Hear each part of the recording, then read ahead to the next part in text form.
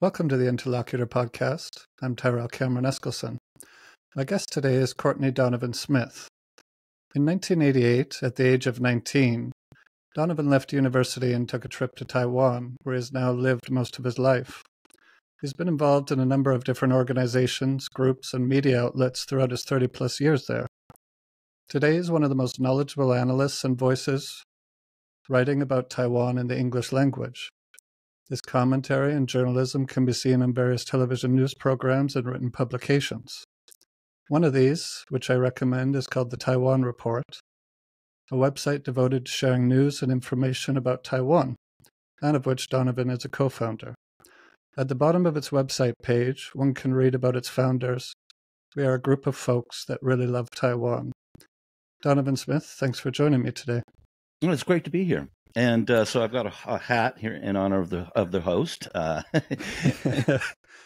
Great. So, based on that introduction, I'm curious to ask you. You were 19 and not quite finished your university studies. No. Where were you studying at that time, and what made you decide to take a gap year or a semester off and travel to Taiwan? Well, I was moving toward an Asian studies major, and I was at the University of Oregon, which has a particularly good Asian studies program. But I realized that it was kind of a waste of time and money, because I was reading about Asia in books, and I thought, it probably would just be better if I went there, actually got some hands-on experience, which I think would look better on my CV, and then read all the books for the courses myself, because I like to read a lot. And, and then go back to university and study something useful, like business or something like that. At the time, I was absolutely sick of school. I'd had too many years of that. And I was rather young and rather wild at the time. And, so, I thought, okay, I'll come, because I realized that with an Asian studies major, what I was going to probably end up being was an academic. And it was just like, oh, great, more school. So ironically, I think I'd enjoy being an academic now. But, at that time, it was really not something I wanted to do. Well, and being a journalist, you get to read a lot, study a lot, and write. So you're always thinking and getting paid to do so. So that can be just as good as an academic, or sometimes even better, depending on what job one has. More freedom, less pay. Yeah. Is sort of how it works out. Unfortunately, I read so many news and reports and papers and things like that doing my research. I really don't have time for books anymore. I used to be a voracious book reader, but now, I'm still, read a lot. But it's, I read the English language news and the reports coming out. And then I have to do the same in Chinese as well. And my reading's a bit slower in Chinese and English. I can speed read in English, but not yet in Chinese. So I spend a few hours a day just doing that, keeping up with everything, trying to find, sometimes you get these great in the local newspapers. If you want to follow Taiwan politics, you have to follow the Chinese language news. The English language news, they do their best to cover it. The problem is they just don't have the resources. On any given day, there will be hundreds of reporters from a wide range of, media covering these politics stories in Chinese, and you've got, 3 in English, they just don't have the resources to be able to cover it in depth. And then sometimes you come across these wonderful insider pieces, where a reporter manages to speak with somebody who's really knowledgeable. They'll speak to an insider in the party, and you get inside scoops on things like strategy and, that kind of thing. So you have to really be on the lookout. And so I go through a lot of different media every day to really keep up. And then I could do analysis from there. When you were at Oregon at university, were you also studying language, or were you just studying history and other cultural things? Well, this is embarrassing. Shows you how lazy I am. I studied Chinese, Yeah. and learned almost nothing. Because what I did is, I figured out that if the structure of a question is this way, you move around the characters in this way, and it was like solving a puzzle. I had no clue what it meant. Mm-hmm. Right? That sounds like how. Sorry to interrupt you, but it sounds like how young Japanese students answer the multiple choice English test at their university entrance examination. Most of them, they don't speak really well, but they've figured out some sort of key on how to answer those questions well. Yeah, I did the bare minimum. So, I mean, my Chinese now is, I would say, probably 98% self-taught. Definitely over 95%. So, I mean, I taught myself to read the newspapers, Yeah.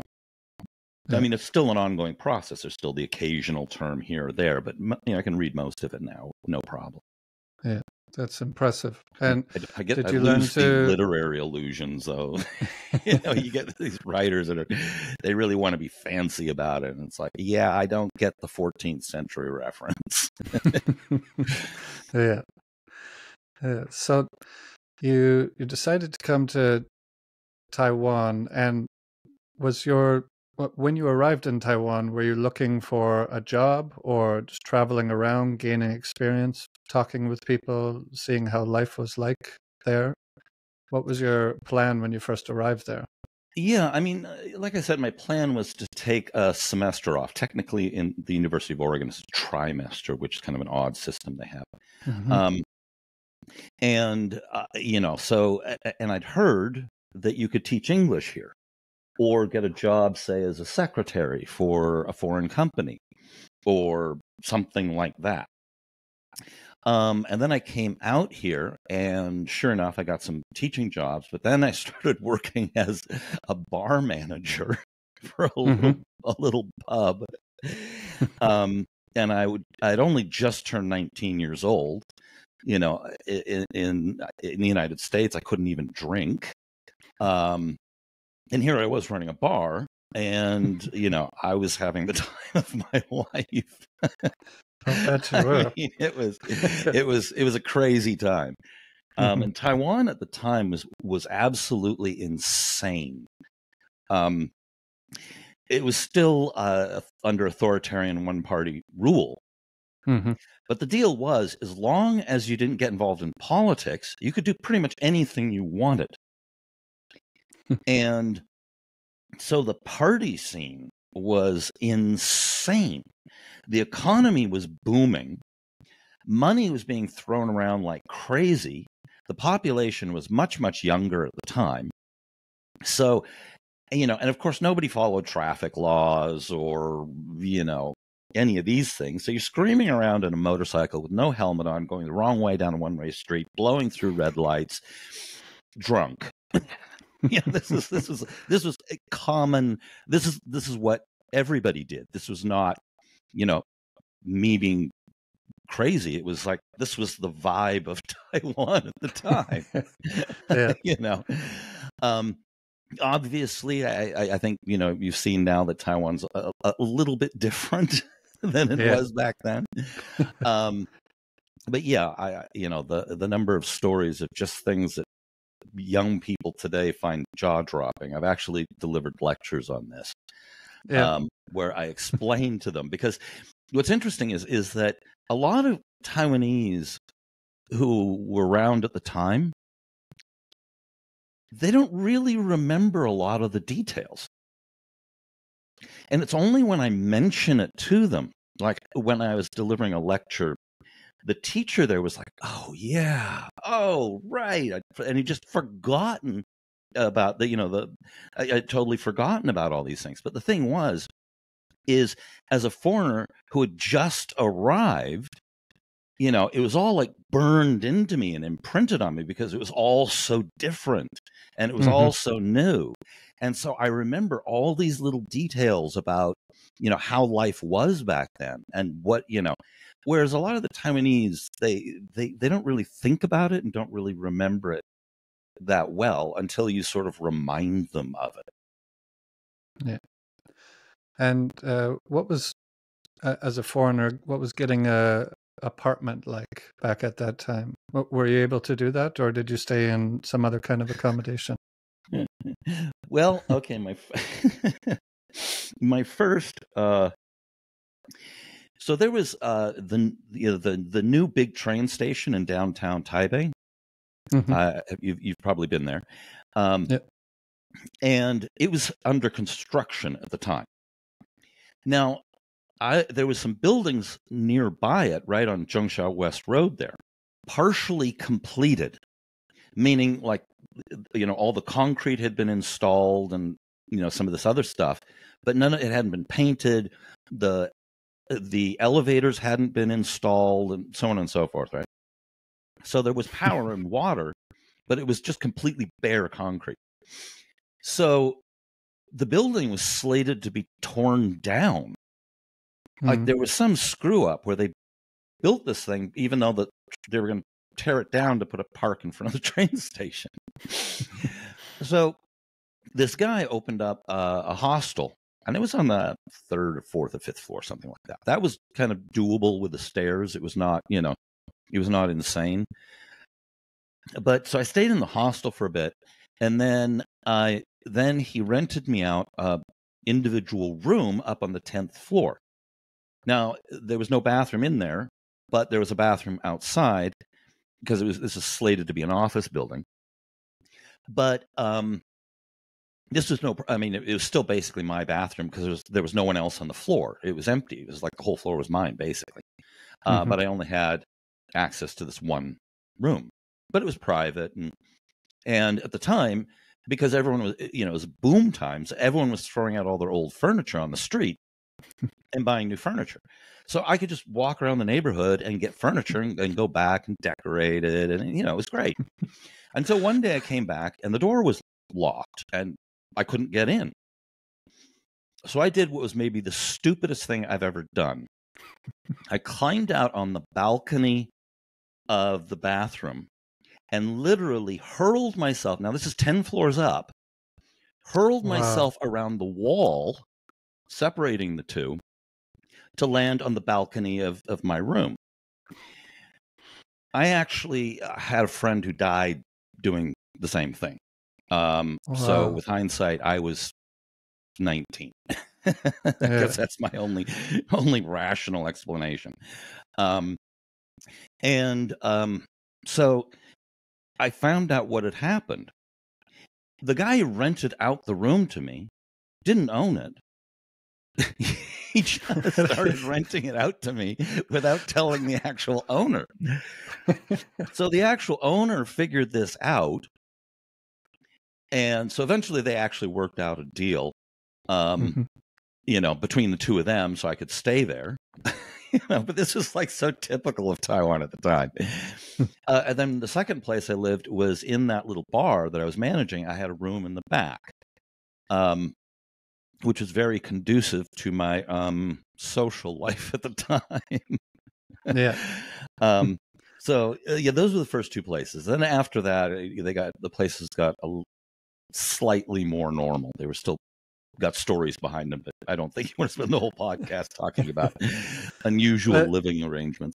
It's interesting to get those perspectives because the average book that you pick up and read about Taiwan between, say, the 1960s and the 1980s, you read about more the political situation of the country and how it was quite a closed society in terms of expressing dissident political opinions, etc. And so to hear about some of those other aspects of society where things were quite loose and colorful and fun, it's great to hear that. Yeah. Yeah, I mean, it was obviously a lot more straight-laced before. Um, this was a really weird transition period in Taiwan. Mm-hmm. The martial law government had been really strict on everything before, but they kind of what they'd done is they decided to loosen up on things as long as you didn't get involved in politics, Mm-hmm. right? And so people felt freer, so they were kind of okay. That released some of the steam. China was like this, in the late 1990s, early 2000s. Mm-hmm. Because I lived in China for a while as well. So there was kind of this sense of, as long as you don't step on the Kuomintang's toes, then it's all good, right? We're not going to Mm-hmm. get too much. They had just lifted, before I arrived, the prohibition on men having long hair.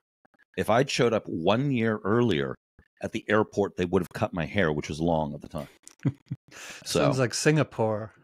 yeah. I think Singapore was doing that in the 70s and 80s maybe as well. Yeah.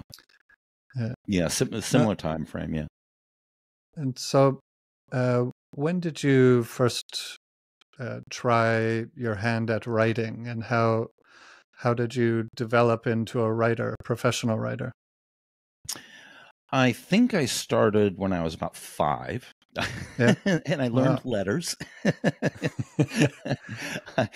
Maybe I should start a little bit more recently. What's interesting is, so in the 1990s, I started writing heavily, but it had nothing to do with what I'm writing now. Mm-hmm. Although, ironically, I think it actually really helped a lot with the political analysis. What I'd done is I actually crammed my workload down to about 3 hours. Sorry, three days a week. And I spent the rest of the time developing, a paper and dice RPG game. Mm-hmm. And I was having so much fun doing it. And eventually it got to the point where I had players all over the world. I learned how to make the websites at the time. I learned graphics, and I spent a ton of time writing. But what was interesting is that because I built up this very complex game world, where I had to look at the different motivations and strategies and ideologies of all the different people and groups from their perspective. And so I could create very, very complicated storylines, Mm-hmm. which I think actually really helped a lot for political analysis later, which may sound like an odd thing, but I devoted years to this. And then a few years later, I got involved. I became the co-owner of Compass Magazine. Mm-hmm. And at the time, so we had an office, and then we had a staff member who was in charge of updating domain names for us. It was one of his tasks. And he lost the domain name for the RPG game to one of these, these ones who steal domain names. Mm-hmm. Anyway, it was just absolutely heartbreaking because I had players all over the world, and it was, Wow. kind of going somewhere. Yeah. So then for years, I was known as a guy who wrote on nightlife, restaurants, live music, art. Mm-hmm. So that's what I was known for. Mm-hmm. I was initially on ICRT as the guy who gave a roundup for audiences about parties and concerts going on around Taiwan. Because Compass Magazine, and then later we had FYI South down in Kaohsiung, Tainan Fun in Tainan, and Taiwan Fun Magazine up in Taipei. So we had these city guides. And so they were all about fun, So I knew a lot about where the parties and activities were at the time. Mm-hmm. So that's actually how I first got onto ICRT radio here initially. But the thing was, I'd always been a politics junkie, and had always followed quite closely. But I didn't become associated with news specifically until 2011, 2011 or 2012. Mm-hmm. And they needed someone on ICRT to do a central Taiwan report. They decided to start doing these regional news reports. And they actually originally approached my business partner, who was more associated with news because he'd previously worked as a journalist for the newspapers locally. And he said, actually, Donovan, because I was doing this little newsletter, just an online thing with a summary of local news. He said he's the one who was actually following this, and so that's how I started doing. Came from my little newsletter because we had this big fire here in Taichung, and they shut down all the nightlife establishments. And I realized that because we weren't reading the local papers, the foreign community here had absolutely no idea what was going on. And so that's how I started putting this little newsletter together, initially just to keep people updated on what was going on with, this whole bar thing. So that led into ICRT News, being the central Taiwan news correspondent. And I started writing on politics in about 2015. And I just built a name for myself, really, is what happened. Because there's not a lot of native English speakers writing in English who really deeply understand Taiwan politics and the history and the society and, how the system works and, all of these things. I mean, obviously, there's some other guys who do a fantastic job as well, obviously. I'm not the only one. But there's not a large number of people who can really do this. Obviously, Michael Turton's fantastic. Nathan Battow's fantastic. You had Dean on. He knows his stuff, although he writes mostly on military stuff, although he just recently did. Anyway, he told you all about that. Eric Michael Smith knows his stuff. I mean, I can go on. There's maybe a dozen or so. So, but yeah. So anyway, I just if you know your stuff, and you just start building a following. Really, is really kind of just what happened. You mentioned that you were a political junkie. Was that an interest that went back to, say, your teenage days, or was that something that developed in adulthood? From childhood, actually. Yeah.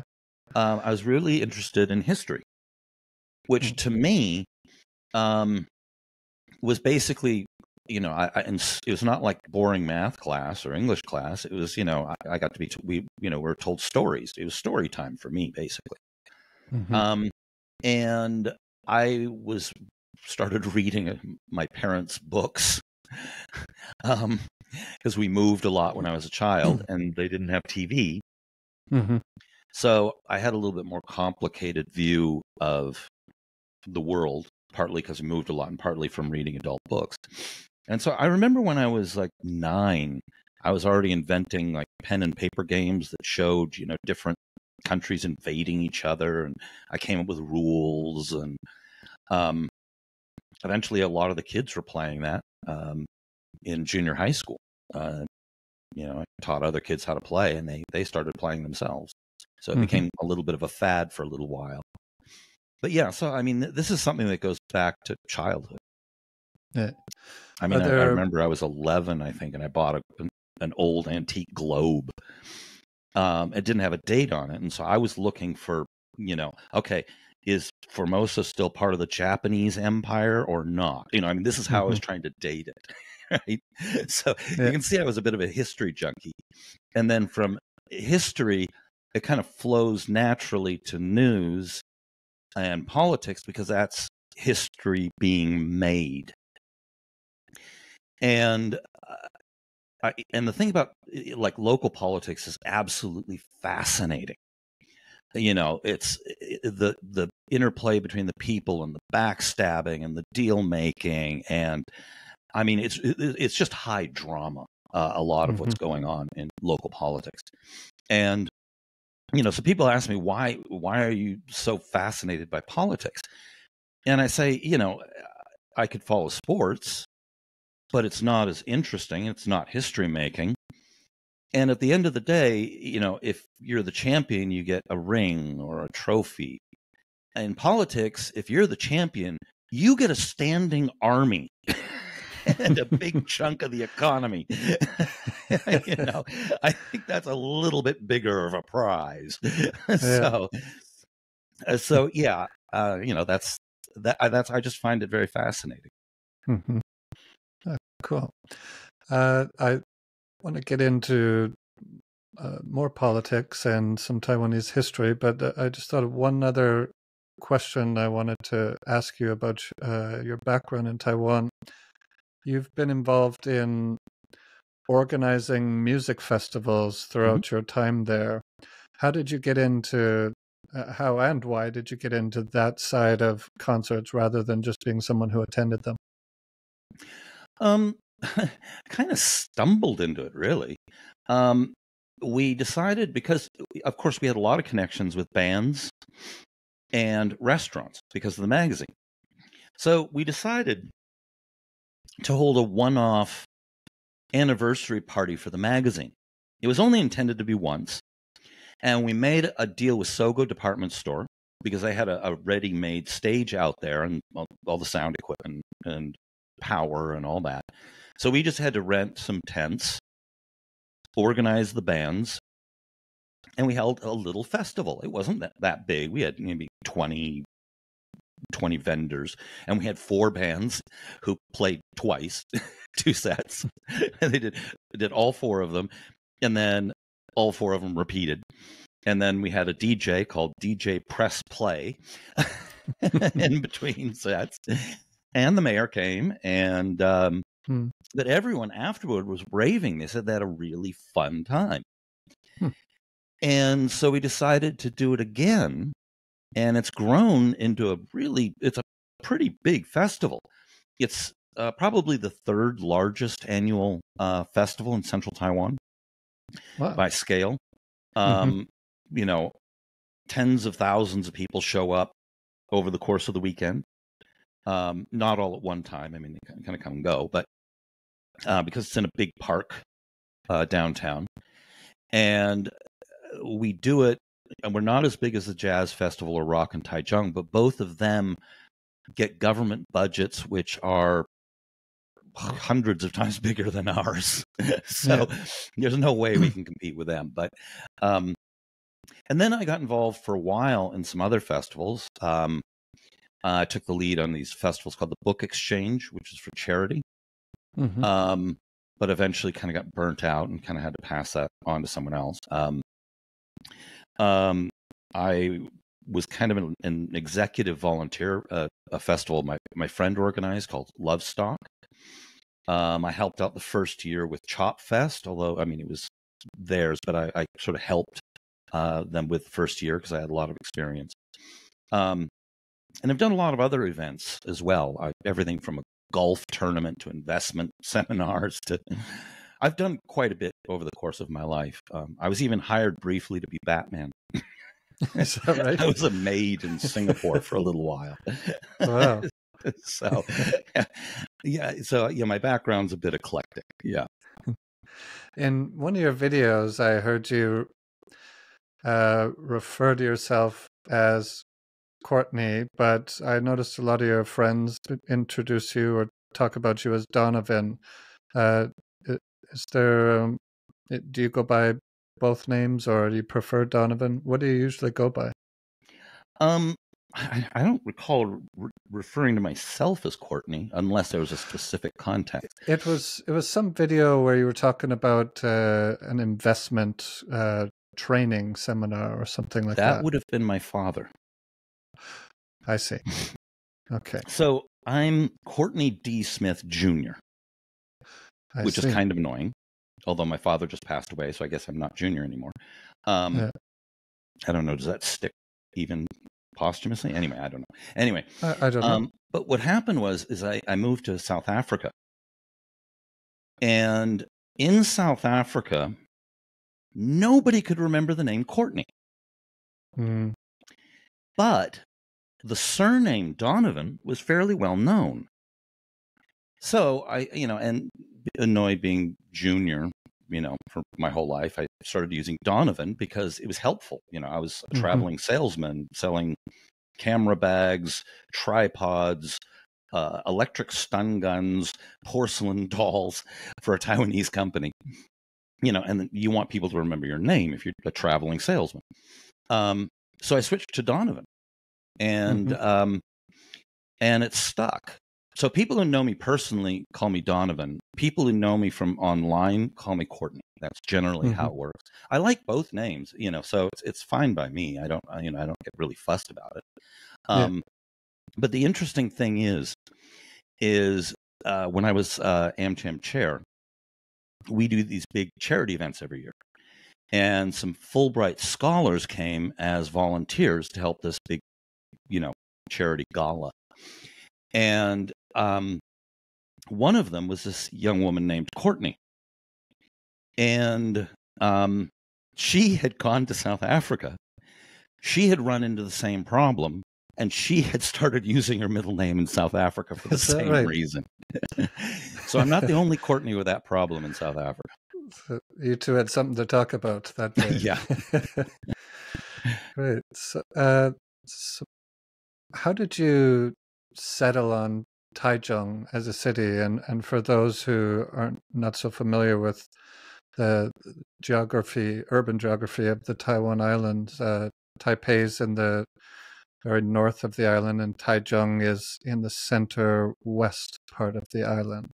And it's now the second largest city in Taiwan, which is something that it's achieved over the last few years. Is that right? Yeah. Kaohsiung has been losing population, and Taichung has been growing, and then finally Taichung passed Kaohsiung a few years back. My first year I was in Taipei, and I was having way too much fun.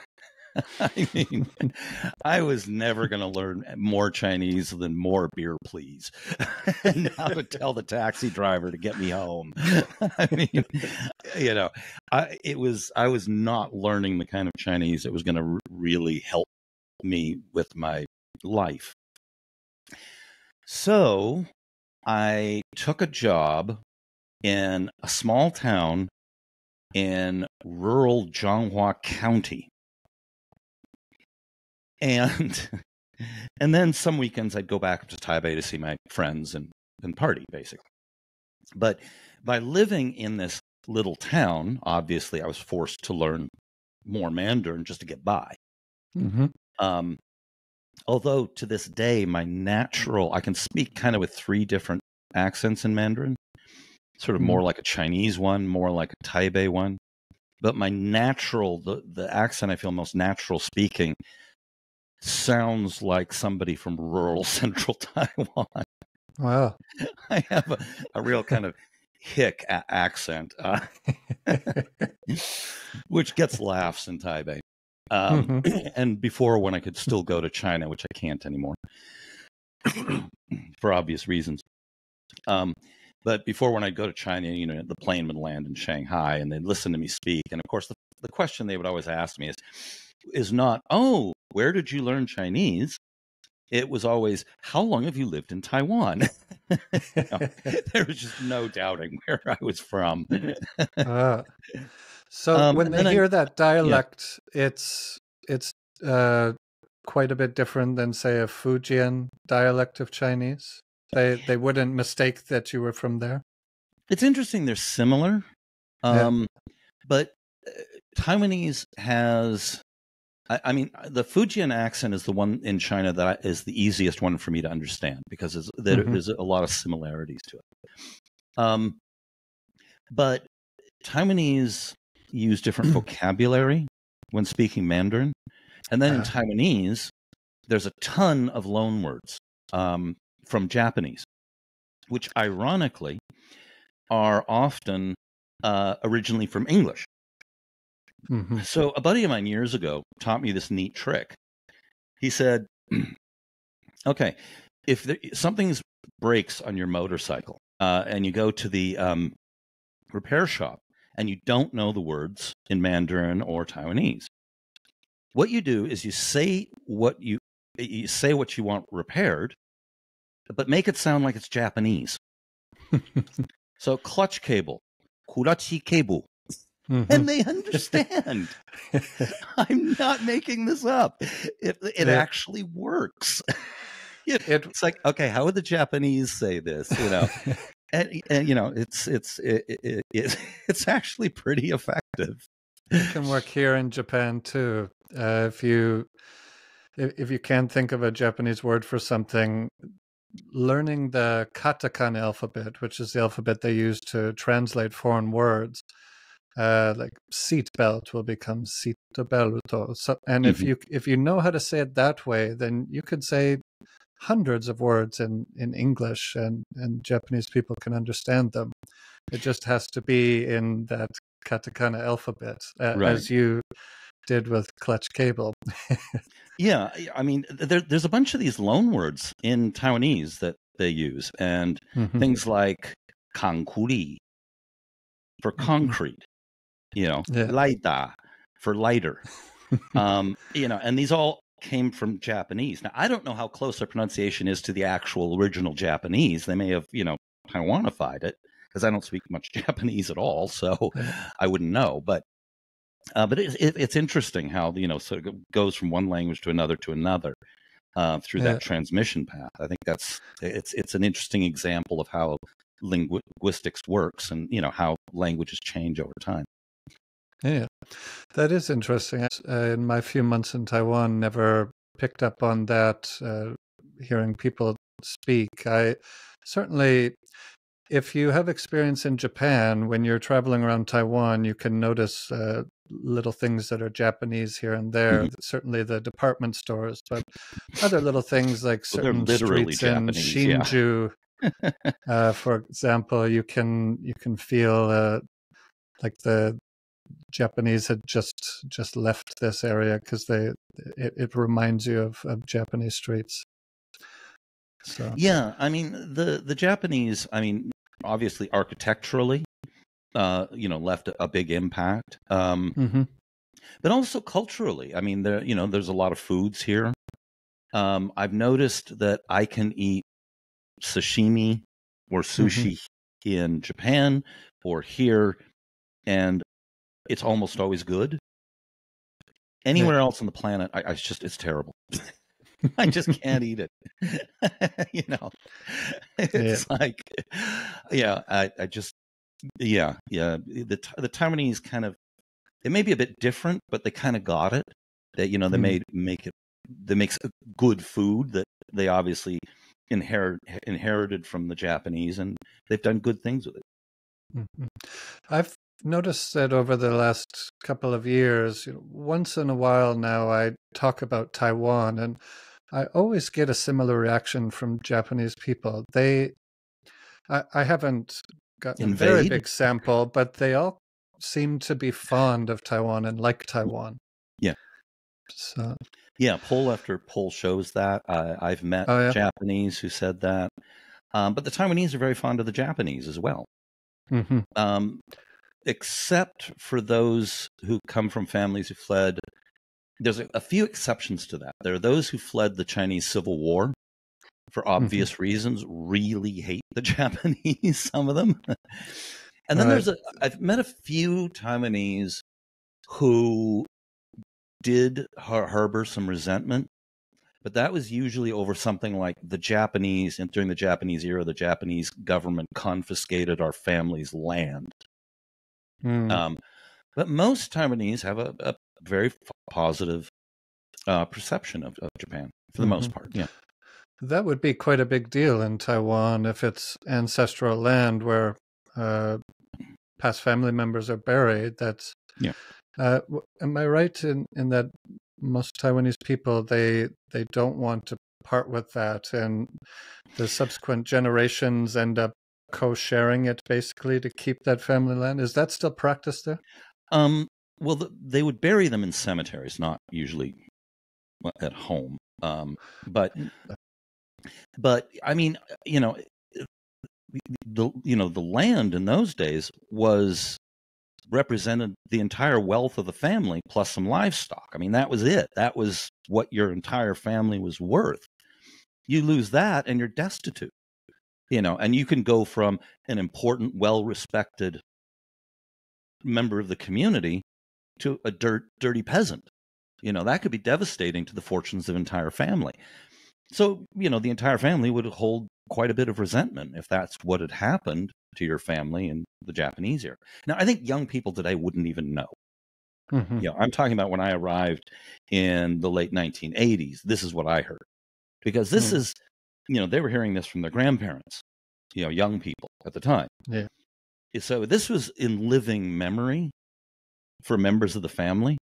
Mm-hmm. Now that's not the case. So unless you're, you have a great grandmother who's like 110 or something, there's not that many people where this would be living memory. Yeah. I mean, I guess there's a fair number because it's what they'd have to be in their 90s or something to be an old enough to remember much from that time. Yeah. And I imagine it's quite rare nowadays to come across one of those original Japanese speakers who learned it when they were a kid, or can you still find people who know Japanese? Yeah, there's still some. I mean, they're pretty old now.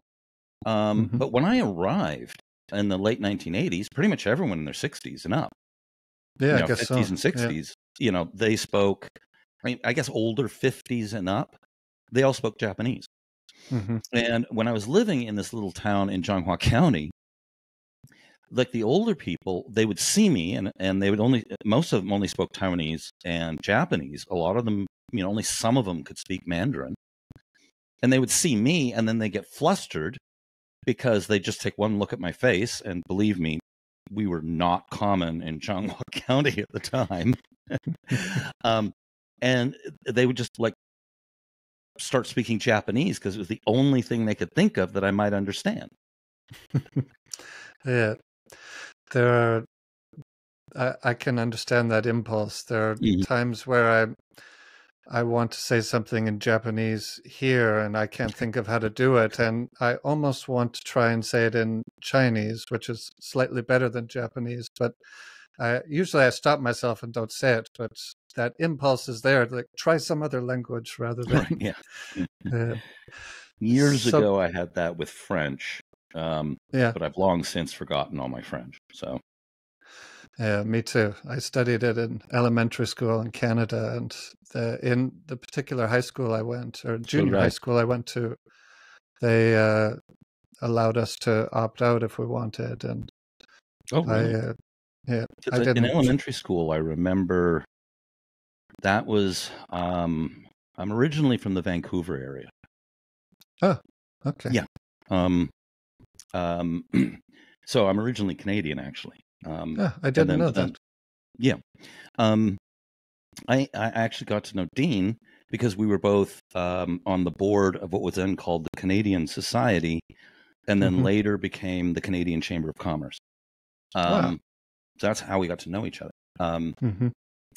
So I remember learning French. They put that in an elementary school. I remember, I think it was 5th grade when it started. At that time, I don't know when it starts now.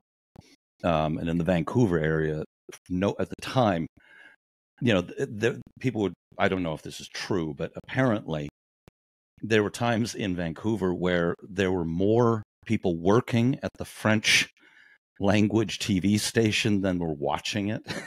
I mean, nobody spoke French in Vancouver. However, there were tons of Cantonese speakers, Yeah. We would have been far better off with a Cantonese speaking TV station than a French one. But anyway, that's Canadian politics there. So yeah. You arrived in Taiwan in 1988. This is around the beginning of the Li Donghui times. What was your experience like? What was the experience like being in Taiwan, where he transitioned the country in the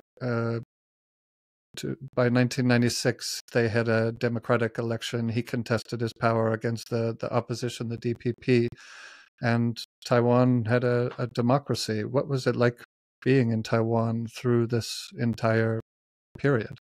It was utterly fascinating. Yeah. When I arrived, Cheng Jingguo had just died a few months previously. He died in January of 1988, and I just arrived a few months later. So Li Denghui had just taken office.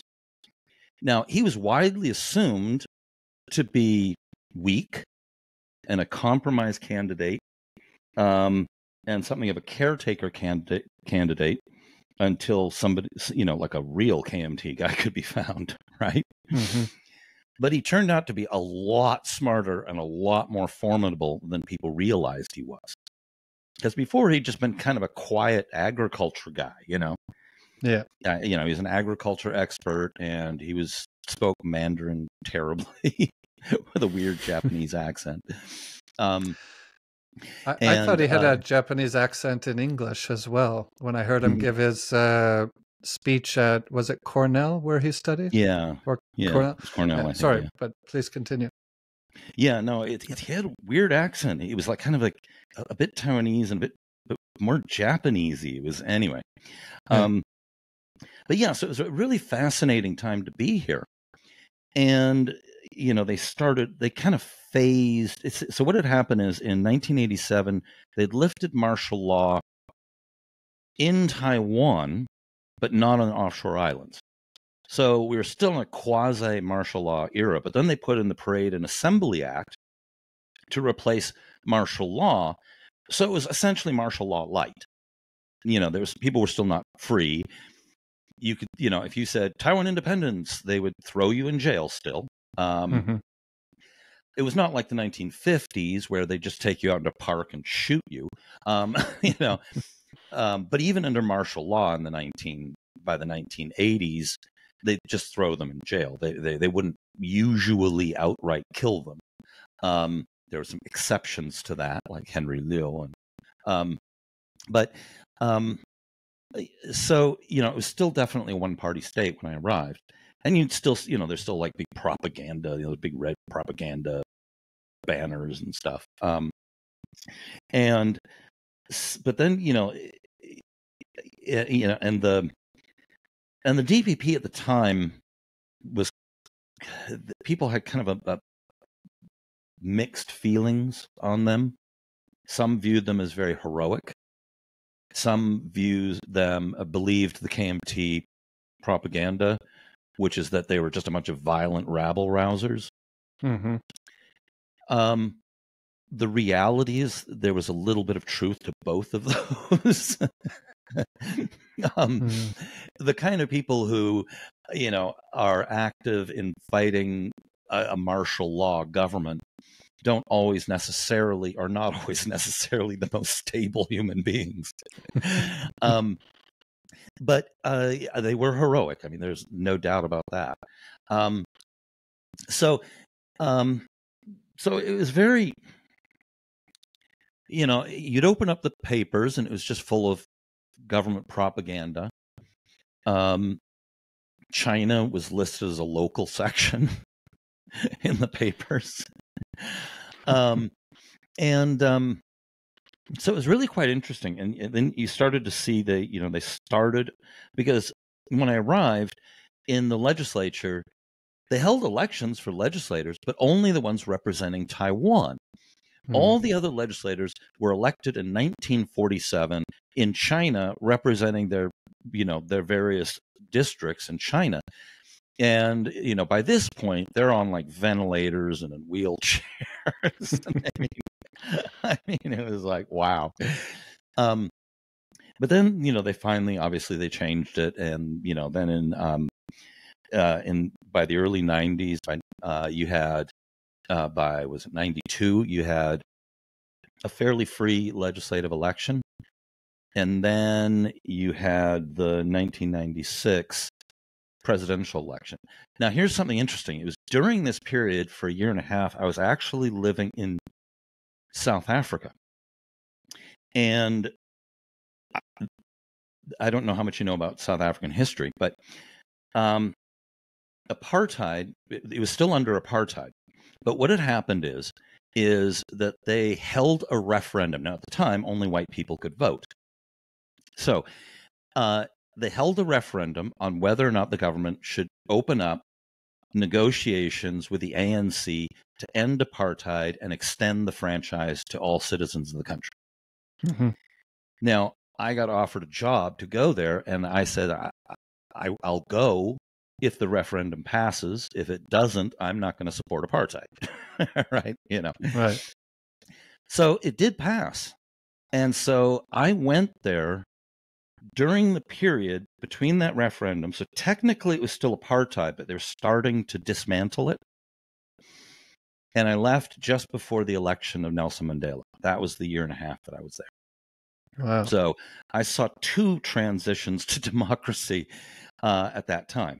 So, Mm-hmm. Yeah, I mean, it was fascinating to see both. What was the year of the election that Nelson Mandela won? Was it 94 or something?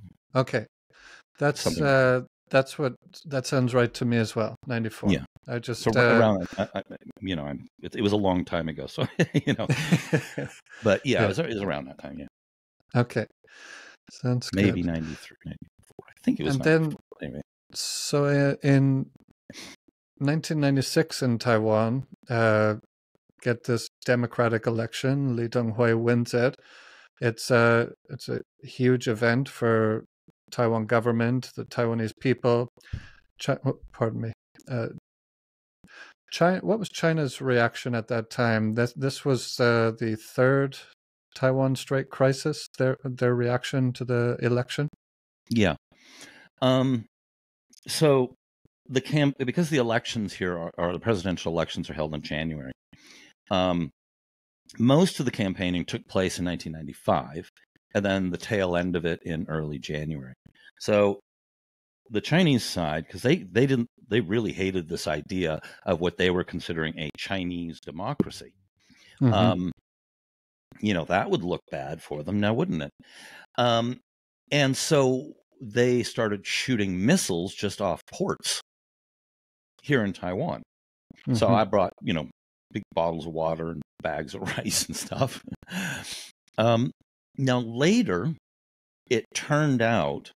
So of course, this is kind of scary stuff. Later, it turned out that Lee Teng-hui, at the time, he just seemed so unperturbed. And later it came out, and he made a big error in judgment in this, but he later admitted that he already knew that the missiles weren't armed. So, now that actually that comment actually led to some of Taiwan's spies getting arrested in China, caught, unfortunately. But nobody in the public knew this at the time. Everyone was just like, wow, this guy Lee Teng-hui is so confident and strong. And, and Lee's just like, yeah, paper tiger. So, yeah. And one interesting note, which we kind of glossed over there, is what my introduction to Taiwanese politics was. Mm-hmm. Now, if you know who Michael Turton is, he arrived in 1989, and ironically, we stayed in the same hostel. Now, he had actually worked for WUFI, World United for Formosan Independence, or whatever that acronym is for. And they're an extreme Taiwanese independence group, right? Real hardcore. So Michael Turton is an extremely close friend, and we live not too far from each other, and we hang out a fair bit. So that was his introduction. Mine was about as opposite as you possibly have gotten. After my first year in Taipei, I moved then to the little town in Zhanghua County. And the bushibans, the cram schools that I was working for, Two of them were owned by what are called factional politicians, Kuomintang or KMT factional politicians. Now, these guys, especially back then, were extremely sleazy and corrupt. And there's kind of like a crossover between them and gangsters. I mean, it's like these guys are real, like, you know. So one of them really liked to take me out drinking. And so I got to see close up just how corrupt and seedy these guys were. You know, I mean, until I finally convinced them that, you know, please stop inviting me out at lunchtime before classes and getting me drunk. I really, like, after the classes are done, no problem, anytime. But, you know, anyway, so it's like, you know, he'd wake me up at like 10:30 in the morning and, you know, he's like, all right, we're going out drinking. And I'm like, what? And so, you know, we go to this, you know, to this KTV with the girls there and these politicians. And I'm talking about like the chief of police for all of Zhonghua County, you know, the head of the fire department for the whole county. I mean, these are like heavyweight politicians and people with big, important jobs. And they're just getting absolutely hammered at lunchtime, you know, and they're going into the side room with girls and, and singing and just, and of course, but the thing is, they're also schmoozing and doing deals, right? And because, you know, I mean, you know, how do you, you know, with corruption, you kind of have to do deals, you know, that's just how it works. So that was my introduction to Taiwan politics. I mean, I remember seeing many times. I mean, but the first time I saw this, I came back to the Bushiban, and, you know, this is, the Bushiban had, you know, the front was entirely glass, right? So very open to the public.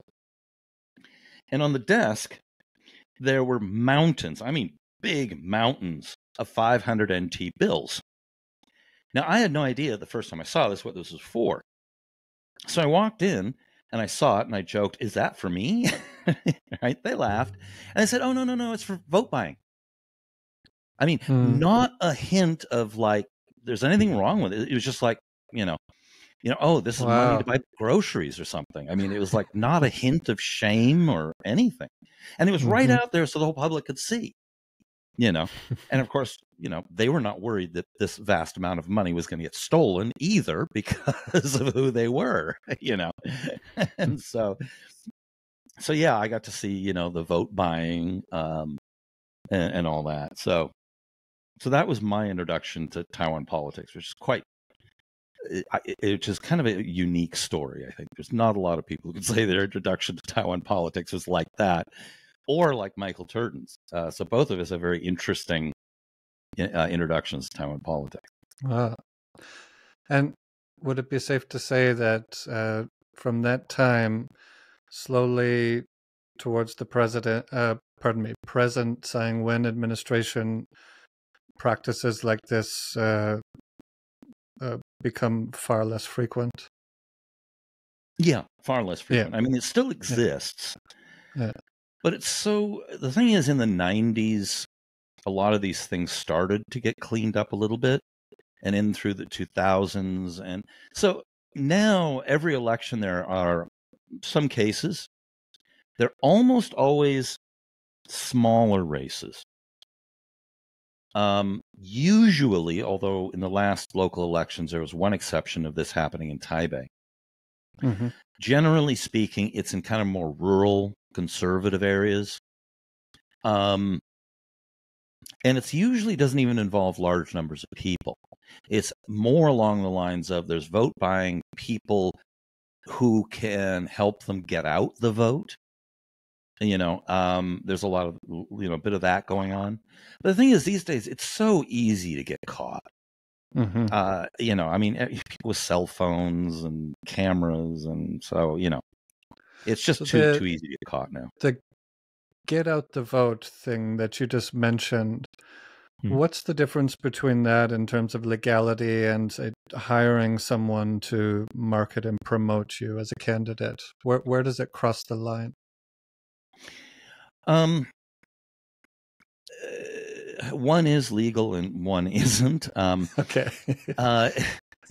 The difference is sometimes these people that are being bought off hold some kind of other position, like a borough warden, for example. Or maybe it's somebody involved, connected with a temple or something like that, where these people's jobs are really supposed to be doing something else. Yeah, I see. So I think by way of bringing our conversation to an end today, I'd like to get a few of your comments on the recent election that just occurred in Taiwan. I was talking with Dean last week about how this was the first time in the era of democratic elections where a party, in this case the DPP party, won a third consecutive term. And we'll go from Tsai Ing-wen to, is it Lai Ching-te, is how you say his name?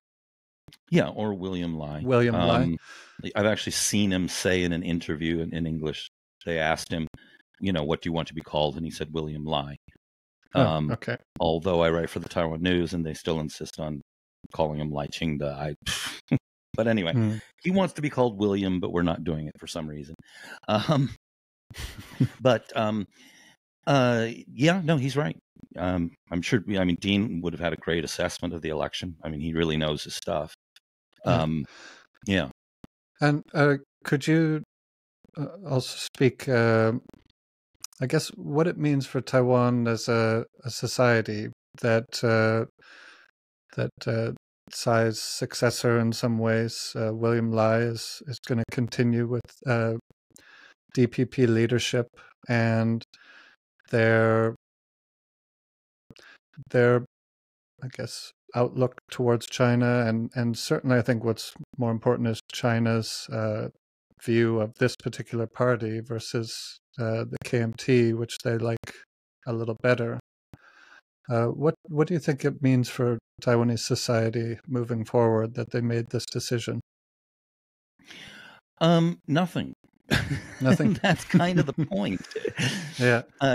People are going to get continuity. China's obviously not happy with this result. But they, but I kind of wonder how, they're saying they're really upset about this, and maybe they genuinely are, but in a sense, they at least still know what they're getting.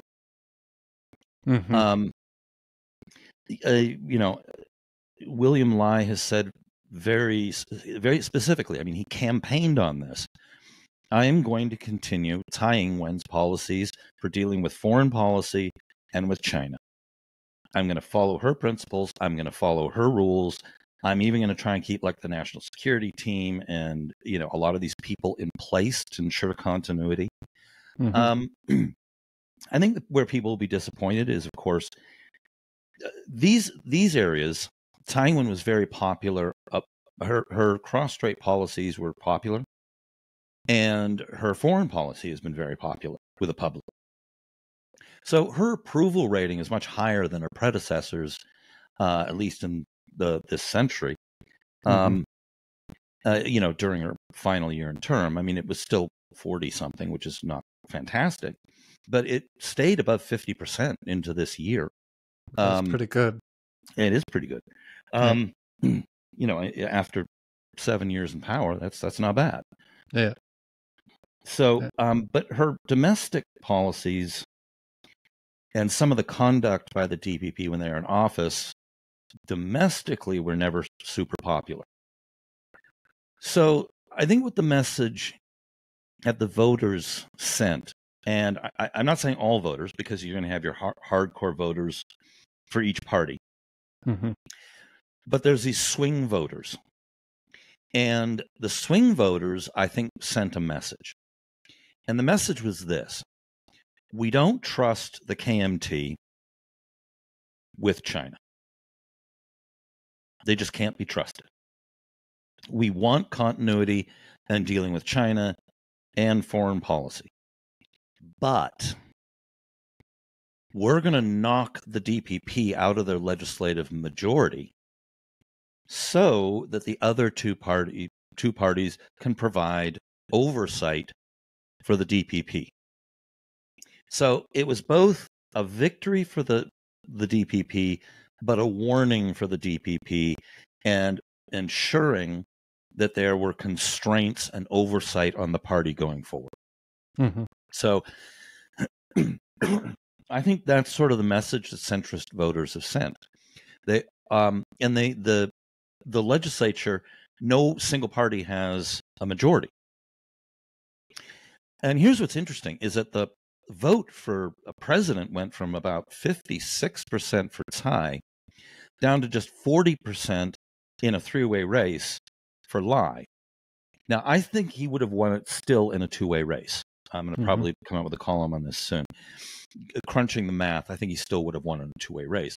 But he would not have won by anywhere near the margin, I think, that Tsai Ing-wen did. However, here's what's interesting.